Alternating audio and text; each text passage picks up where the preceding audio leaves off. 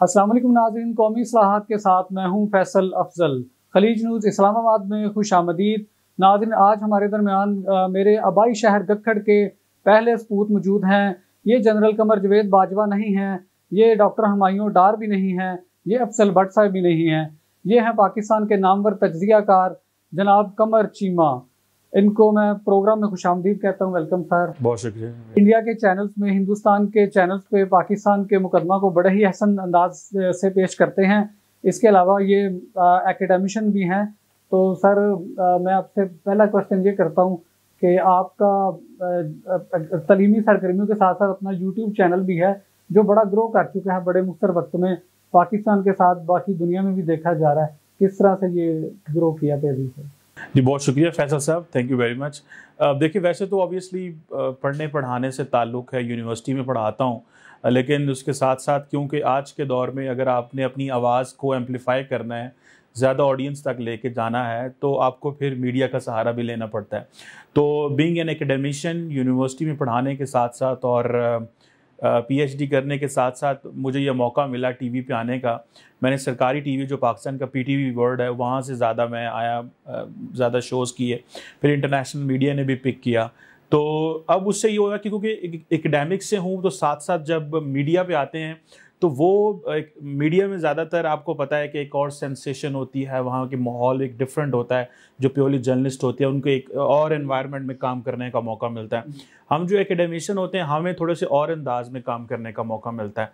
तो ऑब्वियसली फिर उसके बाद 4-5-6 साल से मैं तकरीबन अब 6-1 साल से टीवी पे आ रहा हूँ, 7 साल से मेरा ख्याल है। 2014 में पहली दफ़ा मैं टीवी पे आया। तो उसके बाद फिर नेशनल टीवी और इंटरनेशनल टीवी ने भी पिक किया। फिर मैंने सोचा क्यों ना ये अपना एक चैनल बनाया जाए। फिर उस चैनल को भी लोगों ने बड़ा प्यार दिया। तो वो ये है कि मैं ज़्यादातर डोमेस्टिक पॉलिटिक्स पे कम बात करता हूँ। मैं foreign policy, national security issues पे बात करता हूँ, सिविल मिलिट्री ताल्लुकात पे बात कर ली, भारत के हवाले से, कश्मीर के हवाले से, इंटरनेशनल पॉलिटिक्स डिस्कस कर लेता हूँ। तो वो मैं ज़्यादातर डोमेस्टिक पॉलिटिक्स को अवॉइड करता हूँ अपने चैनल पे। उससे फिर ये होता है कि मेरी व्यूअरशिप एक और तरह की हर और अंदाज से। अच्छा चीमा साहब, ये फरमाइएगा कि पाकिस्तान में जैसा कि सब सहाफ़त भी है, ज़र्द भी है, तो इंडियन तज्ज़ियाकारों से आपका डेली बेसिस पे बात होती है। क्या किस तरह से देखते हैं पाकिस्तान की सहाफ़त को, पाकिस्तान के तज्ज़ियाकारों को? मैं समझता हूँ जो पाकिस्तान का मीडिया वो बड़ा मैच्योर है as compare to Indian media. India में क्योंकि उनका भी कसूर नहीं है, क्योंकि उनकी पॉपुलेशन बहुत ज़्यादा है और वहाँ पे रेटिंग्स का बड़ा इशू है। तो अब वो हर चैनल जो आ रहा है वो अपनी अट्रैक्शन भी लेना चाह रहा है। पाकिस्तान का एनवायरनमेंट, पॉलिटिकल एनवायरनमेंट और है, इंडिया का पॉलिटिकल एनवायरनमेंट और है। यहाँ की सोसाइटी में भी ज़ाहिर बात है, सोसाइटी का मेकअप और है, इंडियन सोसाइटी का मेकअप और है।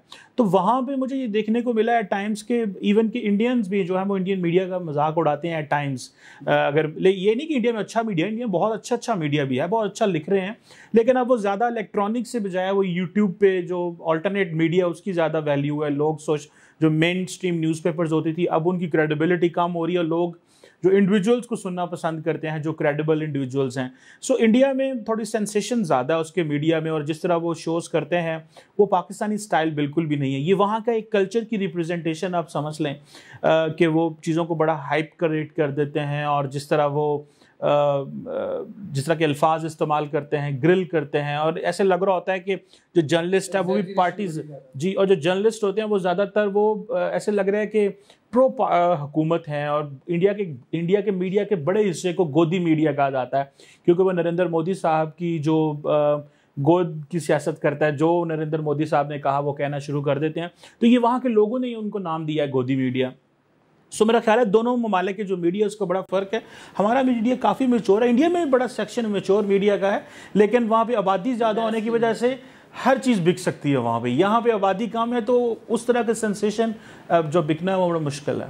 अच्छा, कश्मीर का इशू बड़ा ज़्यादा आजकल चल रहा है, उसके बारे में कहा जा रहा है, अपोजिशन का ख्याल है कि उसका सौदा किया जा चुका है, सिर्फ तकरीरों की हद तक कश्मीर की तहरीक जिंदा। आप कैसे देखते हैं? देखिए, ऑब्वियसली आपकी जो फॉरेन पॉलिसी होती है वो आपकी डोमेस्टिक पॉलिसी की एक्सटेंशन होती है फैसल साहब।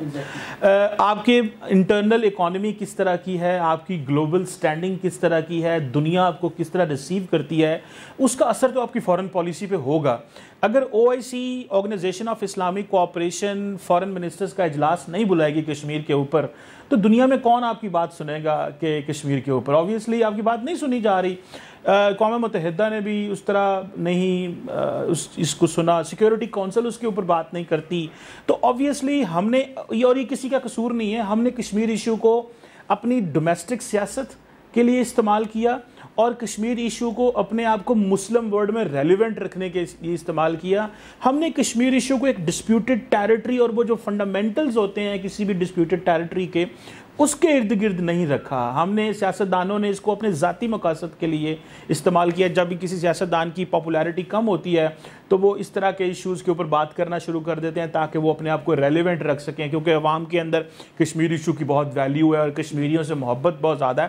سو جو کشمیر کا مقدمہ ہے, ہم کشمیر میں یا انڈیا میں نہیں یا دنیا میں نہیں ہارے, ہم یہیں ہار گئے کیونکہ ہم سے وہ چیزیں کنٹرول نہیں ہو پائی جس طرح ہونی چاہیے تھی. اور پھر ہم نے بہت ساری چیزوں پہ بڑے ایکسٹریم پوزیشنز لیے. کچھ ایسا موقع آئے تھے جہاں پہ ہم کشمیر ایشو ریزالو کرا سکتے تھے لیکن ہم نہ کروا سکے. سو ابھی ہماری جو پوزیشن ہے وہ اتنی مضبوط نہیں ہے کشمیر ایشو کو لے کر کے, اسی لیے ہم جو ہے بات پاکستان میں یہی چل رہی ہے کہ کس طرح معاملات ٹھیک کریں. ایون تو ابھی تو بھارت سے بات کرنا بھی مشکل ہو گیا ہے کیونکہ بھارت کسی تھرڈ پارٹی کو انٹروین نہیں کرنے دے رہا. سو معاملات تھوڑے پیچیدہ اور گمبھیر ہو گئے. چیمہ صاحب یہ بتائیے گا کہ ہماری جو PTI کی گورنمنٹ ہے اس کے کچھ تجزیے کی فضا چل رہی ہے, کچھ یہ بتائیے گا کہ پلس پوائنٹس کیا اور نیگیٹو کیا ہیں, کامیابی کیا اور ناکامی کہاں پہ ہے؟ بہت بڑا سوال ہے آپ کا یہ. دیکھیے یہ میں سمجھتا ہوں کہ اگر ان کی پلس پوائنٹس دیکھیں عمران خان صاحب کے, تو ایک تو ہمیں یہ اچھا لگا تھا کہ یار ایک نئی سیاسی جماعت آ رہی ہے, ایک نیا سیاستدان آ رہا ہے جو ملک کے اسٹیٹس کو توڑے گا, جو کہ ایک اچھی چیز ہے. اور میں ہمیشہ کہتا ہوں کہ اپوزیشن جتنی مضبوط ہو اتنا ہی اچھا ہے کیونکہ اتنی گورنمنٹ کو اتنے زیادہ جو ہے وہ کام کرنے کے لیے وہ پریشرائز کر سکتی ہے. عمران خان صاحب نے اسٹرگل تو بہت کی لیکن جو سب سے پہلے انہوں نے وعدہ کیا کہ میں اپنی پارٹی کے اندر الیکشنز کروں گا, انہوں نے آج تک نہیں کرائے. سو وہ اپنی پارٹی کو ایک جماعت یا ایک ادارہ نہیں بنا سکے. جو ایک وعدہ انہوں نے کیا وہ بھی گیا. پھر عمران خان صاحب کی اس چیز سے ہمیں اچھا لگتے تھے کہ عمران خان صاحب سٹیٹس کو توڑیں گے, لیکن جب پاور میں آئے تو پتہ چلا ان کے پاس اتنی تھن میجورٹی ہے لیکن وہ ایکٹ اس طرح کر رہے ہیں اور جس طرح انہوں نے ماحول کو خراب کر دیا, پولرائزیشن سیاست کے اندر تقسیم پیدا کر دیا ہے. جس طرح آپ نے دیکھا بجٹ سیشن میں کیا ہوا, کس طرح ایک دوسرے کو کتابیں ماری گئیں, بجٹ کاپیز ماری گئیں. تو وہ جو پولرائزیشن انہوں نے پیدا کی ہے. پھر عمران خان صاحب پارلیمنٹ میں نہیں جاتے, پھر عمران خان صاحب سیاستدانوں سے مذاکرات نہیں کرتے. پالیٹکس ہم کہتے ہیں از آرٹ آف پاسبل, ہر وقت آپ انگیج رہتے ہیں اپوزیشن کے ساتھ, اپنے برے سے برے دشمن کے ساتھ بھی آپ انگیج رہتے ہیں, لیکن عمران خان صاحب کے اندر وہ نہیں ہے. ابھی آ کے ایک چیز انہوں نے کی ہے جو KP میں کی, وہ جو ہے کہ یونیورسل ہیلتھ کوریج. انہوں نے کارڈز دیے ہیں کہ جی ایک خاندان کو ہم 10 لاکھ روپے آئی تھنک کا کارڈ دیتے ہیں کہ وہ اپنا علاج کروا. اس کو میں بڑا پسند کرتا ہوں, اچھی چیز ہے. غریب آدمی کے پاس ایک اپرچونٹی آئی ہے کہ وہ چیزیں کر سکیں. لیکن دوسرا یہ ہے کہ کرنٹ اکاؤنٹ ڈیفیسٹ, اکانومی کے حوالے سے بہت ساری چیزیں میں اس لیے کام کر رہے ہیں کہ وہ ایک طرف سے تو قرضے اتنے لمبے نہیں لڑے لیکن مہنگائی انفلیشن بڑی بڑھ گئی, اور دوسرا کیونکہ بیوروکریسی کا اتنا زیادہ کنٹرول نہیں ہے عمران خان کے اوپر. اور عمران خان نے وہ جو پولیٹیکل لیڈرشپ کسی بھی ضلع تحصیل میں ہوا کرتی تھی اس کا ایک انفلوئنس ہوتا تھا جس سے بیوروکریسی کام کرتی تھی, وہ بھی ختم ہو چکا ہے. اس کی وجہ سے بیوروکریسی اپنی مرضی سے کام کرتی ہے اور وہ ایک جسے کہتے ہیں نا بیڈ گورننس بڑی وہاں پہ شو ہوئی ہے. So at the same time جسے کہتے ہیں نا کہ پولیٹیکل انسٹیبلٹی بھی, پھر انہوں نے ہم سے وعدے کیے کہ یہ لوکل باڈی انتخابات کروائیں گے, انہوں نے نہیں کروائے حالانکہ یہ خود بڑے اس کے چیمپئن ہیں. سو بہت ساری باتوں کا پتہ چلا کہ کچھ کام یہ کرنا چاہتے تھے لیکن ان کو پتہ تھا کہ میری پارلیمنٹ میں اتنی میجورٹی نہیں ہے, لیکن انہوں نے اس طرح بیہیو کیا کہ ملک کا جو سیاسی ماحول ہے اس میں زیادہ تناؤ پیدا ہوا ہے. کوئی میچور پالیٹکس جو باقی سیاسی جماعتیں اس وقت تھوڑی سی کمپیریٹیولی کر رہی ہیں وہ تھوڑی مسنگ نظر آ رہی ہے. اچھا چیمہ صاحب, میرا ٹاپک ہے قومی اصلاحات کا, نیشنل ریفارمز کا. ہمارے پارلیمنٹ میں چاہیے تو یہ کہ ہنگامہ رائی کی بجائے پاکستان کے جو ایشوز ہیں ان کو سارٹ آؤٹ کیا جائے. میں ایک چھوٹی سی مثال عرض کرتا ہوں کہ پاکستان کے نصاب کو ایک کرنے میں اپوزیشن کو یا حکومت کو کہاں پہ رکاوٹ ہے؟ یہ سارٹ آؤٹ کیوں نہیں ہوتا, ہم ڈیسٹنی پہ کیوں نہیں پہنچتے؟ دیکھیں نصاب کی آپ نے بات کی, پہلی بات تو یہ ہے کہ نصاب جو ہے تعلیمی نصاب یہ کہ صوبوں کا استحقاق ہے، کیونکہ 18ویں امینڈمنٹ کے بعد یہ صوبوں کا جو ایجوکیشن ہے پروونشل سبجیکٹ ہے. سو یہ سب سے پہلے تو یہ صوبوں کو، صوبے کس طرح کی تعلیم دینا چاہتے ہیں، کس طرح کریکولم دینا چاہتے ہیں، یہ ایک تو وہ ہے. دوسرا یہ ہے کہ عمران خان صاحب کے بارے میں یہ بھی کہا جا رہا ہے کہ وہ ایک جیسا نصاب لے کے آنا چاہتے ہیں. گو کہ ان کے اوپر بڑی تنقید ہو رہی ہے اس بات پہ، اور میں خود بھی ان کا ناقد ہوں، کہ یہ بھی کہا جا رہا ہے کہ وہ بہت زیادہ اپنا جو ایجوکیشن ہے اس کو اندر مذہبی رنگ بہت زیادہ لے کے آ رہے ہیں. اور یہ بھی کہا جا رہا ہے کہ عمران خان صاحب خود اتنے مذہبی ہیں کہ مذہبی سیاسی جماعتیں پریشان ہیں کہ یہ تو ہم سے زیادہ جو ایجنڈا ہے وہ ہم سے زیادہ ایجنڈا لے کے آ رہے ہیں، تو ہم نے کون سی سیاست کرنی ہے. مولانا فضل الرحمان پریشان ہے، اور بھی سارے بڑے پریشان بیٹھے ہوئے ہیں کہ عمران خان صاحب تو ہمارے سے اندر زیادہ مولوی اندر سے نکلے ہیں.